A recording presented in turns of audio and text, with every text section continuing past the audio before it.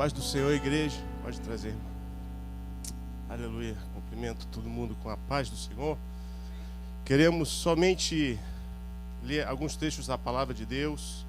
Eu vou precisar que vocês abram, por favor, por gentileza, em duas passagens. A primeira se encontra no livro de 1 Pedro, capítulo 3, por favor. E nós vamos ler, aliás, a partir do versículo 13. E logo em seguida nós queremos então ler 1 Josué, capítulo 9. Amém? Dando tempo para os irmãos. 1 Pedro, capítulo 3, a partir do versículo 13. E depois Josué, capítulo 1, versículo 9. Todos acharam? Amém? Pedro diz o seguinte, a partir do 13 para contexto: e qual é aquele que vos fará mal, se fordes zelosos do bem? Mas também se padecerdes por amor da justiça, sois bem-aventurados. E não temais com medo deles, nem vos turbeis. Antes, santificai a Cristo como Senhor em vosso coração. E estai sempre preparados para responder com mansidão e temor ao qualquer que vos pedir a razão da esperança que há em vós. Amém? Segundo texto bíblico está em capítulo 1 de Josué, versículo de 9. Versículo 9. Aleluia. Palavra do Senhor. Isso aqui foi até o texto da semana, certo? Fiz o dever de casa, né? Aleluia. Palavra do Senhor diz o seguinte: não te mandei eu? Esforça-te e tem bom ânimo. Não pasmes nem te espantes, porque o Senhor teu Deus, Ele é contigo por onde quer que andares. Amém, irmãos? Senhor Deus, eu peço a tua graça nesse momento. Mais uma vez, Senhor, eu peço a tua ajuda, pois eu sou limitado, Senhor. Eu peço que o teu Espírito me ajude a colocar em prática e a ministrar aquilo que o Senhor colocou no meu coração. Senhor, que eu esteja no centro da tua vontade, ó Deus, e que eu diminua, mas que tu, Senhor, venha falar, que tu, Espírito Santo, venha fluir, em nome de Jesus. O povo de Deus diz amém? Aleluia. Podem se assentar, irmãos. Eu estou aqui, a gente vai usar alguns slides. Se passar o slide aqui, eu vejo o que está passando aqui nesse screen. Essa tecnologia dessa igreja é tremenda, gente. Aleluia. Irmãos, estou falando aí porque eu não estou vendo nada aqui, mas amém. Glória a Deus. Aleluia. Aleluia. Irmãos, Deus me deu... Eu vou começar aqui a botar o fundamento, né? As pedras aí angulares, e depois edificar aí o fundamento para eu poder edificar em cima, para entregar aquilo que Deus me falou essa semana para entregar para essa igreja. Amém? E isso aqui vai servir mais uma vez de uma revisão, né? Para que você relembre de algumas coisas sobre a Bíblia Sagrada. Nós hoje vivemos em tempos muito conturbados, onde o subjetivismo está tomando conta de todas as coisas. Glória a Deus, Jesus! Aleluia! E então, hoje em dia, irmãos, subjetivismo é o seguinte: o que é verdade para você pode não ser para mim. Você crê na Bíblia? Beleza, isso aí serve para você, mas eu não creio assim, não acho. Eu tenho o meu código de ética, o meu código de crença. E hoje nós estamos vendo aí, como já foi pregado várias vezes, né? A mentira se tornando em verdade e a verdade se tornando em mentira, e é na ótica do povo. E eu quero, irmãos, na base e com a graça de Deus, somente abordar num tema de por que eu creio que a Bíblia é realmente a verdadeira palavra de Deus. Se eu perguntar para você, por que você crê nesse livro aqui? O que você vai me responder? Desde criancinha eu ouço que esse livro é verdade. Pois é, e aí?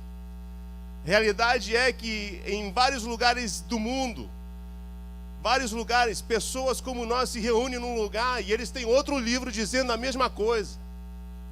Que esse livro que nós temos aqui é a mais pura verdade e os outros todos estão errados. Que base eu tenho, irmão, de acreditar que tudo que esse livro me diz é a profunda e mais pura verdade? Você já se perguntou nisso? Já tentou falar com um ateu sobre a Bíblia? Cheio de erro, de inconsistência? Como é que eu posso garantir, irmãos, que no momento da minha maior tribulação e aflição, que quando eu abro essa palavra aqui, Deus vai falar comigo, porque eu sei que ela é a verdade? Que prova eu tenho para afirmar isso? E eu estou somente edificando e colocando isso aqui em base para construir em cima. Estão comigo? E hoje eu quero abordar e te dar, olha, esse tema é vasto, é o tema de apologética, que eu amo. Para provar a Bíblia, tem muita oposição contra ela, mas tem muita informação sobre ela. E eu quero somente tocar em 4 pontos por causa do tempo, de por que eu e você, nós podemos confiar plenamente em toda a palavra, de que esse livro aqui é a verdadeira palavra de Deus, em meio a tantos outros livros. Somente a Bíblia é a verdadeira palavra de Deus. Estão prontos? Estão comigo? Aleluia! Então, primeiro ponto, irmão, de por que eu posso crer que a palavra de Deus não muda ainda não. Não muda ainda não, pelo amor de Deus. Primeiro ponto, irmãos. Olha, sempre houve questionamentos da Bíblia. Sempre houve alguns problemas quando nós lemos principalmente o Antigo Testamento sobre civilizações, né? Tantas civilizações que hoje já não existem mais. E então, irmãos, o primeiro ponto que eu queria abordar é que nenhum outro livro religioso tem como base a ciência da arqueologia. Agora sim, irmã, obrigado. Primeiro ponto é baseado na arqueologia. Arqueologia. Você sabe que tem mais de 45 mil escavações feitas, comprovando lugares, pessoas, eventos. Mais de 45 mil escavações. Nenhum outro livro religioso tem isso, irmão. Tem o Instituto Smithsonian, né, que é aqui uma da maior autoridade na área da ciência e da arqueologia.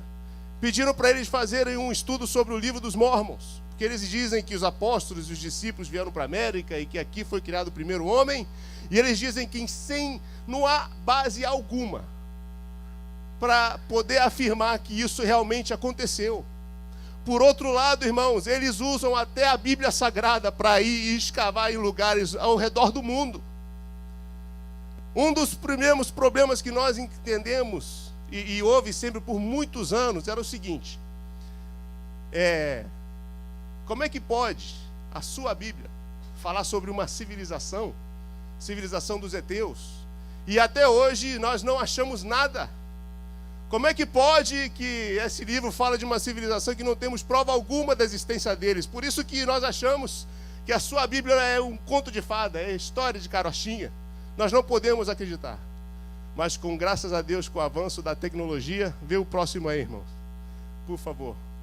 Isso aqui, em 1906, irmãos, 2 historiadores, né? Um missionário, William Wright, e o outro arqueólogo, Hugo Winkler. Em 1906, começaram a escavar lá na região da Turquia. O que eles encontraram? Artefatos, mais de 10 mil tábuas. Vê o próximo slide aí, irmã. Obrigado. Mais de 10 mil, olha, cidades, tábuas, estátuas, todas relacionadas ao Império Eteu. E o que isso me diz? Provando que a Bíblia é a mais pura verdade. Outro problema que havia, irmãos, era o seguinte: como é que pode ser que nós lemos na Bíblia sobre o palácio de Nabucodonosor? Vocês lembram dessa história? Ele andando no seu palácio, e se você estudar isso, era considerado uma das 7 maravilhas do mundo. Ele andando no seu palácio dizendo: olha só, não é esta a Babilônia que eu edifiquei com meu braço forte e para a glória do meu nome? A Bíblia diz que enquanto ele estava falando, surgiu uma voz: é passado de ti o teu reino. E ele fica louco, não é? Como é que pode a Bíblia falar de um palácio tão maravilhoso, tão grande, tão tremendo, e não haver um vestígio? Mas em 1899, acharam o quê, irmãos? Olha, o primeiro desenho é mais ou menos aqui. Isso ali era no Iraque. Escavações provando que aquele templo que a Bíblia mencionava realmente existiu. Glória a Deus. Outro problema é o seguinte, o rei Davi. Desde criancinha a gente ouve o rei Davi, meu Deus, matando o gigante. Como é que pode que um dos maiores reis de Israel jamais houve uma descoberta, algo no mundo que pudesse comprovar a existência desse homem? E falava, esse cara é um mito. Esse cara é um mito, por isso que eu estou te dizendo que essa Bíblia aqui é só fantasia. E o que acontece, irmãos? Próximo slide, em 1994, encontram uma pedra onde se menciona e se refere ao rei Davi. Ó, excelentíssimo rei Davi. Encontram também vestígios de um palácio que ele havia construído, e tudo baseado, irmãos, na Bíblia Sagrada. Aleluia, aleluia. Esta é a palavra, é a verdade, não há o que esconder. Nós estamos firmados na rocha inabalável. Aleluia. Mas o que, olha, isso aqui são pequenos exemplos de você, se te interessar, tem uma multidão de exemplos por aí. Mas a história que mais me fascina é o próximo slide. Como é que é? Esse homem, qual é o próximo slide? O homem chamado Sir William Ramsay. Eu não sei se você já ouviu falar desse camarada, mas a história desse homem aí é linda. Filho de ateu, ele mesmo sendo criado como ateu, filho de gente de muito dinheiro, foi cursar uma das universidades mais privilegiadas da época em Oxford, na Inglaterra. O ensinamento deles é que esse livro aqui é só para demente. Isso aqui é para quem não tem nenhum estudo, é gente ali inculta, que não entende das coisas, é crença, é superstição. E o que ele faz, irmãos? Ele se forma em história e arqueologia, e o que acontece? Ele vai, então, com o desejo de provar que o livro de Atos escrito, obrigado, irmão, o livro de Atos escrito por quem, irmãos? Lucas. Livro de Atos escrito por Lucas estava cheio de erros, e ele colocou isso no seu coração para conseguir provar. E ele queria ser o camarada fera que conseguiu provar que a Bíblia não é verdade. Passou 25 anos lá na Terra Santa. E olha o que ele diz depois de 25 anos, irmãos. Olha o que ele diz ali, no slide diz assim: Lucas é um historiador de primeira categoria.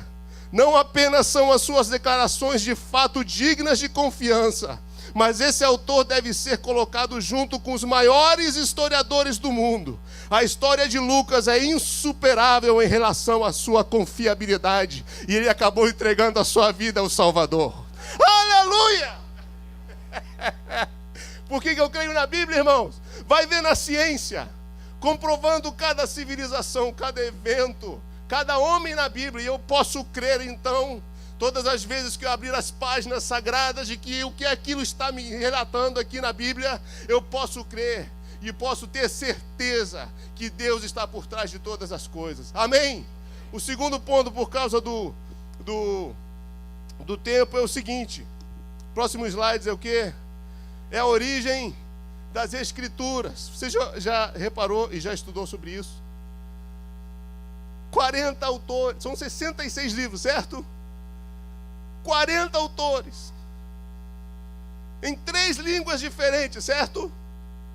Aramaico, o quê? Hebraico, aramaico e o quê? E grego, num espaço de 1500 anos, em 3 continentes diferentes, irmãos. E como é que isso pode acontecer? Olha, eu cursei uma faculdade.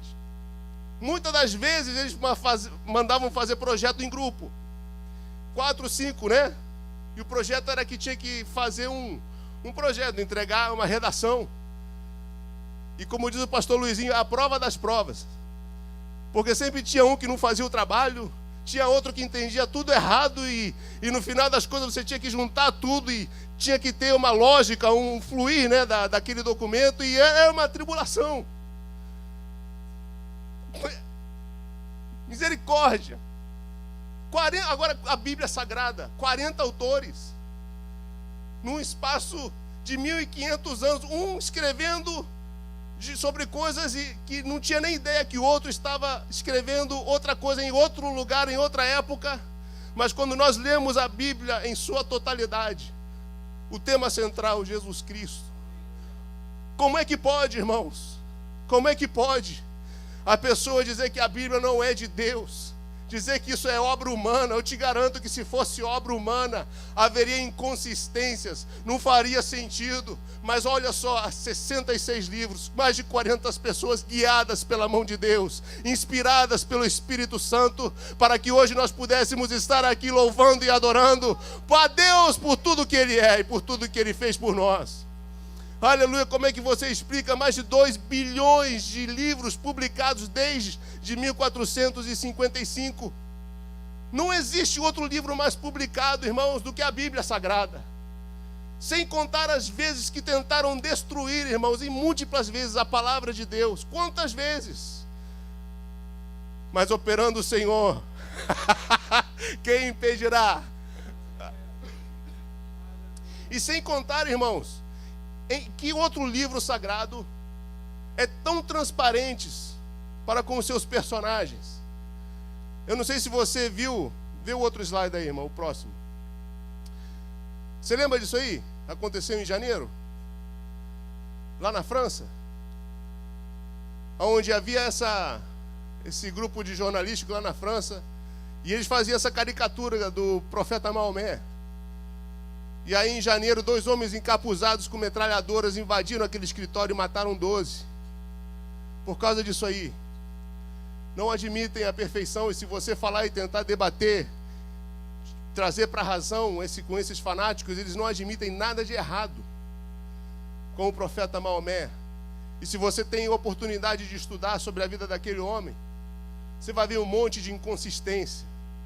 Um monte de inconsistência. E eles não admitem, não querem. E a minha Bíblia diz, e eu posso crer, que só existiu um na face da terra que conseguiu viver sem pecado. E hoje Maomé está lá morto. Mas o meu Jesus, ele não está sendo encontrado. Por quê? Porque ele vive para todo sempre. Aleluia! Aleluia! Irmão, então, essas religiões é a natureza humana. De querer exaltar, né, a beleza, mas tentar esconder de alguma forma os defeitos, certo? Já viu o argentino falando sobre Maradona, irmão? Quem é Maradona? É o melhor do mundo. Nunca no planeta Tierra pisou um jugadorazo como Maradona. E Pelé? Quem é Pelé? El Pelé negrito que sacó a Brasil campeón. Ah, no, ese está muy por abajo. ¿Tiene algún vicio? Solo el de ser el mejor del mundo. ¿Le gusta? ¿Es un hombre de familia? Sí, claro que sí, já tuvo 3. Irmãos, se nós nos juntássemos para tentar escrever algo e dizer para o mundo que é de Deus, eu acho que 3 pessoas eu não incluiria. Né? Abraão, pai da fé, né? Pai da fé. Quando o negócio é a rocha, o negócio estreita. Sara, pelo amor de Deus, tu fala que tu é minha irmã, hein? Não fala que é minha esposa, que senão eles vão me matar. Rapaz, cadê tua fé? Davi, um homem segundo o coração de Deus. Adúltero e homicida também. Paulo, nunca houve um missionário, um homem de Deus como aquele homem, usado tremendamente. Assassino também. Irmãos, a transparência com que os personagens bíblicos aparecem nas páginas, aleluia, me dá esperança. E me dá as boas novas que, sabendo que eu sou falho, que eu tenho defeito, Ele ainda pode e quer me usar e quer usar você também. Apesar das suas fraquezas, das suas debilidades, Ele te conhece, mas Ele vai trabalhar na tua vida, porque a Bíblia me garante que aquele que começou a boa obra, irmão, Ele vai aperfeiçoá-la. Posso ouvir um amém? Ele vai aperfeiçoá-la para a glória do seu santo nome. Então, o ponto 2, o negócio aqui pifou. Ponto 2, irmãos. No ponto 2, qual é o próximo slide? É sobre isso aqui, é tremendo. É sobre a profecia. Não existe, irmãos, não existe um outro livro religioso com tanta exatidão e tanta exatidão nas profecias. Um dos maiores argumentos, se você quiser debater com alguém sobre a Bíblia Sagrada, de por que ela é a palavra de Deus, Se você só quiser lembrar da profecia, faça isso. É chamado do princípio de Isaías. Isaías 46 diz o seguinte: lembrai-vos das coisas passadas desde a antiguidade, que eu sou Deus, e não há outro Deus, não há outro semelhante a mim. E olha o que ele diz: que anuncio o fim desde o princípio, e desde a antiguidade as coisas que ainda não sucederam. Que eu digo, meu conselho será firme, e farei toda a minha vontade. Quem eu conheço, aquele que conhece o fim desde o princípio, quem é? É o nosso Deus maravilhoso e poderoso. Aleluia! Profecia, irmão, por que eu posso crer que esta é a palavra de Deus?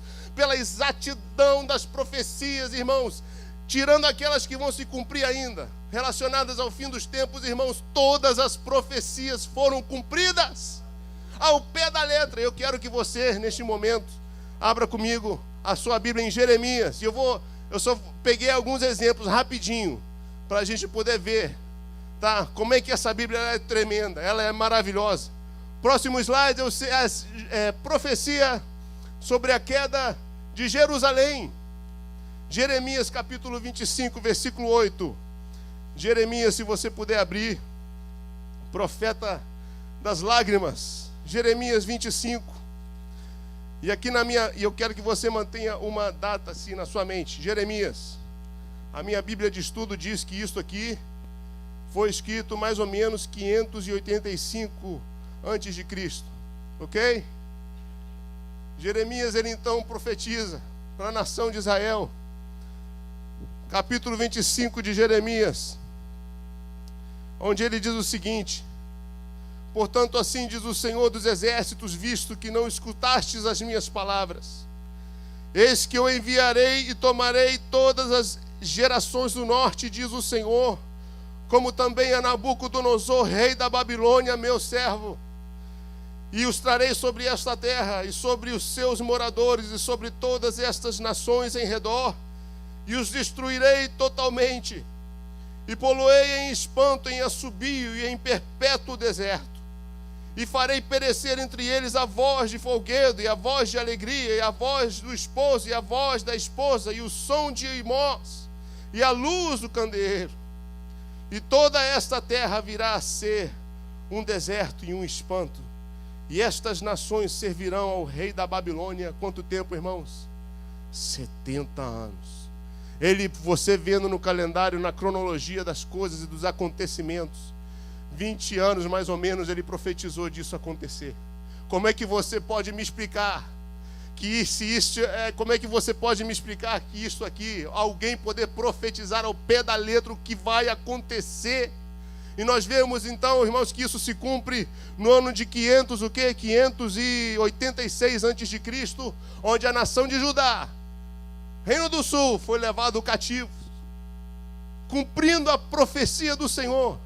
Mas não só isso, vai lá para Daniel agora. Daniel capítulo 9 para mim, por favor. Daniel capítulo 9. Daniel, numa dessas levas aqui, a primeira leva do povo do Reino do Sul, esses 3 jovens foram levados, e Daniel começa então a servir ali pelo espírito excelente que havia nele. E olha o que diz aqui, capítulo 9. Capítulo 9. No ano 1º de Dario, filho de Assuero, da nação dos Medos, ao qual foi constituído rei sobre os caldeus, no ano 1º do seu reinado, eu, Daniel, entendi pelos livros que o número de anos de que falou o Senhor ao profeta, quem, irmãos? Jeremias, em que haviam de se acabar as assolações de Jerusalém, era de 70 anos. E ele dirigiu o rosto em oração ao Senhor, perguntando que esse tempo, quando é que esse tempo ia acontecer? Pelos seus cálculos, irmãos, estava para acontecer muito perto. E ele sabia que estava chegando ao fim a época do cativeiro. Que livro pode oferecer? Que guia? A Bíblia diz, irmãos, a tua palavra, ó Deus, é luz para o meu caminho. Ela é lâmpada para os meus pés. A verdade é que este livro não é um livro comum. Não é um livro escrito por homem, mas sim guiado pelo Espírito Santo de Deus, o que conhece o fim desde o princípio. Segunda, irmãos, a evidência da profecia é o seguinte, o próximo slide, qual que é? A cronologia, irmãos, dos impérios mundiais. Aleluia! Deus dá uma visão para o profeta, irmãos, Daniel. Isso aqui você pode comprovar não só pela Bíblia, vai estudar a história. Fontes extrabíblicas, como dizem. E Deus deu a Daniel, irmão, não existe nenhum outro livro como este, aonde Deus dá a um homem mortal como eu e como você a sequência exata, correta dos impérios mundiais na sua ordem, vista nessa estátua. Como é que você pode afirmar que é um livro de homem? Como é que você pode explicar isso? A sequência de impérios. E o que mais me fascina, irmãos, vê o próximo slide. Você conhece a história desse homem? Ciro? Joséfo, que é um historiador, ele é muito conhecido, né, que todo mundo conhece, que eu sei. Ele vai e conta, e ele te dá detalhes de coisas que você não acha aqui na Bíblia, mas são coisas que são como é que chama? Da tradição judaica. E ele conta a história, irmãos, de como esse rei Ciro, entrega um rolo para ele do profeta Isaías. Ele tinha uma política, quando você estuda esse rei, ele tinha uma política aberta para servir a quem você quiser. Desde que você não desse problema, serve ao Deus que você quer, não tem problema. Chegaram para ele com o rolo do profeta Isaías, irmãos. E para o espanto dele, irmãos, ele vê o seu nome escrito naquela profecia de Isaías. Isso aí está em Isaías 45. Sabe quanto tempo antes dele nascer? 150 anos antes dele nascer, Deus já tinha falado o nome dele e a missão que ele ia ser usado para restaurar o povo de Deus. Irmãos, eu posso crer que esta palavra é a verdade. Eu posso crer que tudo que ela fala ao meu respeito, eu sei que é a verdade, porque todas as evidências apontam para isso. Posso ouvir o amém? Amém. Glória a Deus, glória a Deus. E olha só, isso aqui é a evidência tremenda. Olha só, o próximo slide, irmão. Mais de 300 profecias sobre o Messias. Quantas? Mais de 300. Você consegue enxergar aquele 10 com 17 zeros depois? Esse matemático aí chamado Peter Stoner, ele resolveu fazer umas contas, regido pela lei da probabilidade. Se ele pegasse a probabilidade de um homem, cumprir apenas 8 profecias, é uma chance em 10 com 17 zeros depois. Impossível praticamente. Mas o meu Jesus não cumpriu 8. Ele não cumpriu 28 nem 48. Mais de 300 profecias relacionadas ao Messias, todas cumpridas pela perfeição. Glória a Deus. Eu posso crer que a palavra do Senhor é a mais profunda e absoluta verdade. Glória ao teu nome, Jesus. E o que dirá, próximo slide, irmão, obrigado. O que dirá se nós formos falar sobre a Bíblia? Qual foi a opinião de Jesus sobre a mesma? João 17, ele ora assim: Senhor, santifica-os na verdade. A tua palavra é a verdade. Aleluia. No deserto, quando ele enfrentou o diabo, o que ele usou? A palavra de Deus. E por que Jesus? Porque o testemunho de Jesus é importante. Porque ele é o único que morreu, mas foi ressuscitado e hoje vive para todo sempre. Glória ao nome do Senhor Jesus Cristo. E um parênteses, eu acho tremendo. Paulo chega a dizer que se algum dia acharem o corpo de Jesus, nós somos de todos os homens os mais miseráveis, porque ainda permanecemos em nossos pecados. E um outro ateu, eu adoro essas histórias. Outro ateu, irmão, vê o próximo slide. Você conhece esse homem aí? Escritor desse livro, chamado assim O Testemunho do Evangelista. Ele era tão tremendo na área de advocacia que ele fundou o programa de Harvard de advocacia que é usado até hoje. E ele era ateu, irmãos. E ele falou assim: eu vou provar para esse mundo que essa Bíblia não tem credibilidade nenhuma. E ele então começou a estudar os evangelhos e estudar cada personagem, cada circunstância. Nós vivemos num país onde a justiça, né, é bem melhor que o Brasil e da Argentina, né? Mas justiça funciona. Mas nesse país nós condenamos pessoas à morte, né? Baseado em quê? Ninguém estava presente no momento do crime. Os jurados, ninguém estava presente, mas baseado em quê? Em evidência de DNA, testemunha ocular, circunstância. Nós usamos tudo isso e condenamos ou absolvemos uma pessoa, certo ou errado? Usando esses princípios, irmãos, ele diz, olha o que ele diz aqui: esse acadêmico da área jurídica chegou à conclusão de que as testemunhas eram confiáveis e a ressurreição de fato aconteceu.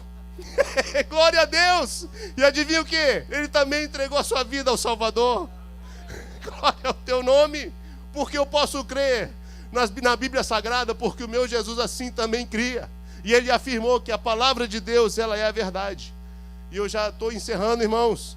Mas o quarto ponto é o milagre da transmissão. A pureza da Bíblia e a preservação ao longo dos séculos não é nada menos do que um milagre. É um milagre. Você já brincou daquela brincadeira, aqui chama o telefone, né? Você bota 10 pessoas numa linha, sem tubo, sem fio, telefone sem fio, né? Bota uns 10 camaradas ali, você cochicha na vida de um, no ouvido de um. Quando chegar no final, totalmente diferente. Nada a ver com o que foi falado no início. Então, o que os camaradas, os ateus, as pessoas que não creem na Bíblia, que querem afirmar que ela não é a verdade, falam assim: como é que você pode me dizer que um livro escrito há séculos, e tem alguns livros que são milhares de anos, foram escritos há milhares de anos atrás, como é que você pode afirmar que o que eu tenho na minha mão é exatamente aquilo que foi escrito desde o início? Claro que não é verdade. Claro que não é verdade. Isso aqui eu confesso que era algo que eu debati muito. Era um problema, um buraco que eu não conseguia achar resposta para isso. Até que eu comecei a estudar, irmãos. Olha só os 3 pontos. Próximo slide. Sobre esse tema aqui. Primeiro ponto era o trabalho dos escribas. Você já estudou sobre os escribas? Sabe o que eles faziam? Eles escreviam. Você queria uma cópia de alguma coisa, você tinha que ir para um escriba. Não era aquela máquina, né? Faz umas 10 cópias para mim. Não, irmãos. Principalmente os escribas da época da lei de Moisés, e todos os escribas, eles tinham isso como um ofício santo. Levava anos para eles completarem uma obra. É um sistema de colunas, irmãos, que eles escreviam e paravam e checavam no original. Se aquela letra naquela coluna não fosse a mesma do texto original, independente onde estivesse, destruíam todo o trabalho e começavam de novo. Eles entendiam que era um trabalho santo. Todas as vezes que eles chegavam no nome de Deus, eles paravam, se lavavam cerimonialmente e voltavam para o trabalho. Só para você entender o grau de respeito e a consciência que eles tinham, que aquilo que eles estavam fazendo não era coisinha qualquer, era um trabalho santo. Segundo ponto, irmãos, era a proximidade dos manuscritos. Isso aqui foi tremendo para mim. Na faculdade, né? Vê o próximo slide, irmã, por favor. Tem uma tabela. Eu não sei se dá para ver muito bem aí. Mas na faculdade me forçaram, eu detesto filosofia, mas me forçaram a estudar Platão e Homero, né?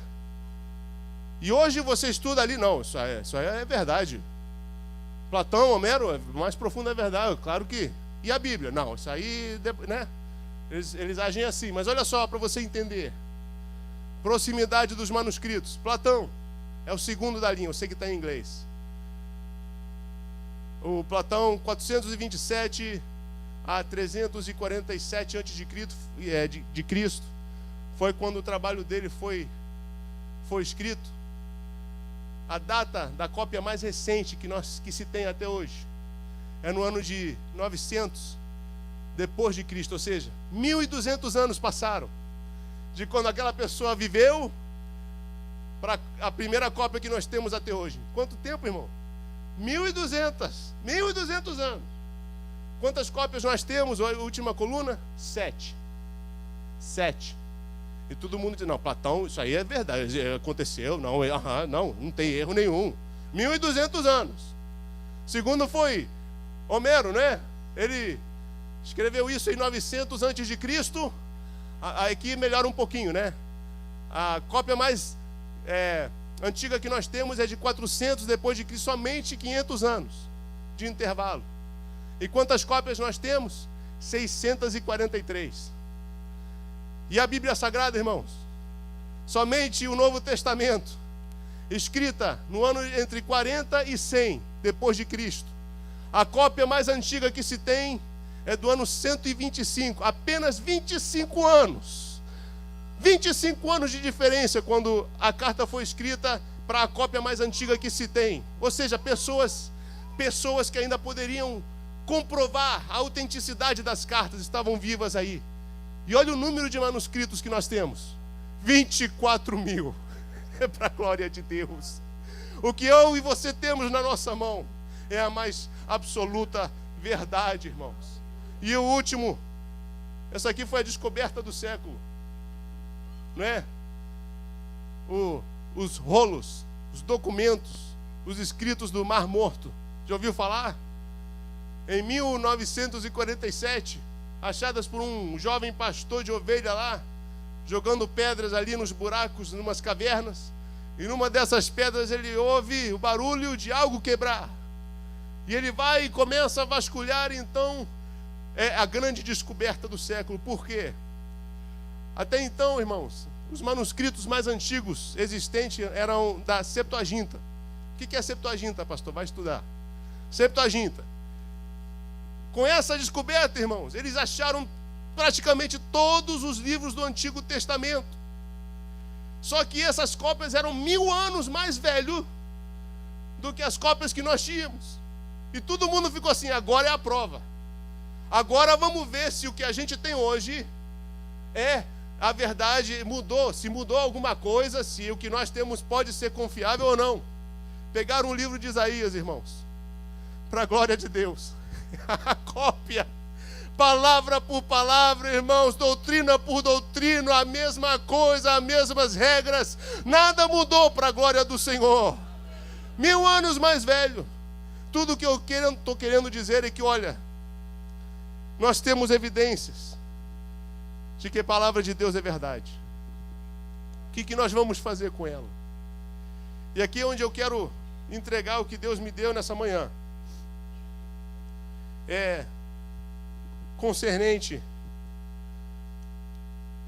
ao que a gente vai fazer com essas evidências.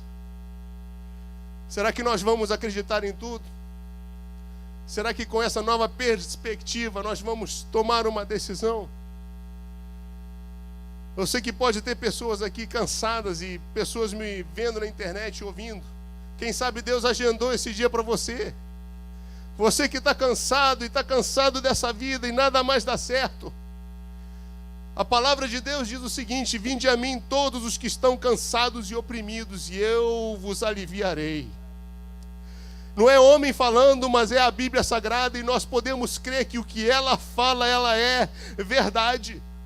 A palavra chega a dizer, olha aqui, que há muito que o Senhor me apareceu dizendo, porquanto com amor eterno eu te amei, e com benignidade eu te atraí. O que você vai fazer com essa afirmação? Aleluia. Deus, Ele é o maior interessado no nosso bem-estar. Ele quer transformar a tua vida. A Bíblia diz, palavras de Jesus. Posso crer? Posso crer. Que o ladrão, ele não veio para matar, roubar. Ele veio para matar, roubar e destruir. Mas Jesus, ele veio, irmão, para que nós tivéssemos vida e vida em abundância. O que é que você vai fazer com essas declarações, irmão? Será que você vai crer e vai tomar um passo? Aleluia, aleluia, aleluia. Vai tomar um passo de acordo e ir em frente com a sua decisão. A palavra do Senhor diz em Jeremias, para você que acha que está esquecido de Deus, Que ele não sabe o que eu estou passando. Jeremias capítulo 1 diz assim: antes que te formasse no ventre, eu te conheci. Antes que você fosse formado, ele te conhece. E ele quer mudar a tua vida nessa manhã. Ele quer transformar o teu casamento desde essa manhã. Tem algum casamento aqui que Deus está tocando para a glória do seu santo nome? Sim, palavras são ditas, sim. Mas Jesus disse 70 vezes 7, certo? Ou quantas vezes for necessário. Irmã, perdoa. Irmã, perdoa. Aleluia. Aleluia. E para você que não conhece o Salvador, não há outra evidência, não há outra conclusão, a não ser essa, que a palavra, que tudo que foi escrito, pessoas, lugares, eventos, é a mais profunda verdade. E quando a palavra de Deus fala em João 3,16, olha, que Deus ele te amou de tal maneira que ele entregou o seu Filho unigênito por você, para que todo aquele que nele crê não pereça, mas tenha a vida eterna. O que você vai fazer com essa declaração?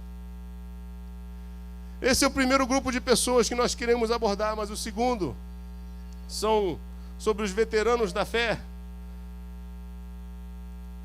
que nessa manhã, desde essa manhã, eu sinto de falar para vocês que Deus ele está no controle de toda e qualquer situação. Eu espero que Deus tenha me usado para confirmar e mais uma vez te lembrar que tudo que está acontecendo é debaixo da direção de Deus. A Bíblia diz que, irmão, você crê? Jesus declarando que nem um fio de cabelo cai da tua cabeça sem Deus saber. Se um fio de cabelo cai, Deus sabe. O que dirá das minhas lágrimas? Será que Ele conhece as tuas lágrimas? Será que Ele conhece o gemer do teu coração? Deus quer falar contigo nessa manhã e dizer: olha, a aflição, eu sei. Olha o que a palavra de Deus diz. Eu quero te convidar a ficar em pé comigo, por favor. A declaração de Deus, e eu sei que é difícil, irmãos. Eu sei que o caminhar cristão é difícil, vem luta, vem provação. Mas são nessas horas que eu posso me apegar às Escrituras Sagradas, porque eu tenho absoluta certeza que tudo o que ela relata aqui é verdade. E quando então eu abro a Bíblia e vejo nesse versículo aqui, em Mateus 28:20, onde ele diz, Jesus, olha, eis que eu estou convosco todos os dias. Eu posso crer que o Senhor Jesus, Ele está comigo todos os dias. Independente da circunstância, independente se você sente ou não, é a palavra de Deus que me declara: eis que estou convosco todos os dias. Por isso que eu li Josué capítulo 1, versículo 9. Sei que eu não conheço a tua situação, as pessoas que estão me ouvindo na internet, mas o Senhor, Ele não é homem para mentir. E Ele declara, assim como Josué, eu não sei se você teve a oportunidade de tentar compreender a situação em que Josué estava. Moisés era morto e ele tinha que assumir o comando. Você imagina o que é assumir o comando depois de um tremendo homem de Deus como Moisés? Qual era o peso que estava sobre Josué? A tal ponto, irmãos, do Senhor ter que vir falar com ele. E ele diz essas palavras: não te mandei eu, Josué. Não te mandei eu, crente. Aleluia. Esforça-te, tem bom ânimo. Não temas. Aleluia. Porque o Senhor teu Deus é contigo por onde quer que andares. Eu sinto o Espírito Santo falando aqui nessa manhã. Não temas. Não temas. Não temas. Porque o Senhor está no controle. Glória ao teu nome, Jesus. Nada pode abalar ao Senhor, nada pode pegá-lo de surpresa. Oh, obrigado, Senhor Jesus, tudo está nas mãos de Deus. Oh, aleluia. Eu posso crer que quando a palavra de Deus diz, Filipenses capítulo 4, versículo 6, irmão e irmã, não estejais inquietos por coisa alguma. Como a gente fica inquieto, meu Deus. São notícias ruins, são problemas no trabalho, meu Deus. Meu coração aflito, apertado, meu Deus. Mas a palavra de Deus te declara em Filipenses 4:6: não estejais inquietos por coisa alguma, mas antes as vossas petições sejam em tudo conhecidas diante de Deus, pela oração e súplicas e com ação de graça. Porque, irmãos, verdade é que até aqui o Senhor tem nos ajudado. Até aqui o Senhor tem nos ajudado. Glória ao teu nome. Feche os seus olhos, levante a sua mão e declare uma palavra de gratidão ao teu Deus, porque até aqui o Senhor tem te ajudado. Ele conhece o teu amanhã, Ele conhece a tua situação. E eu posso crer que Ele está comigo. Eu posso crer que Ele tem o melhor para mim. Independente das palavras que foram lançadas contra a minha vida, eu sei que Ele tem o melhor para mim. Pois todas as coisas, diz a Bíblia, todas as coisas contribuem para o bem daquele que amam a Deus.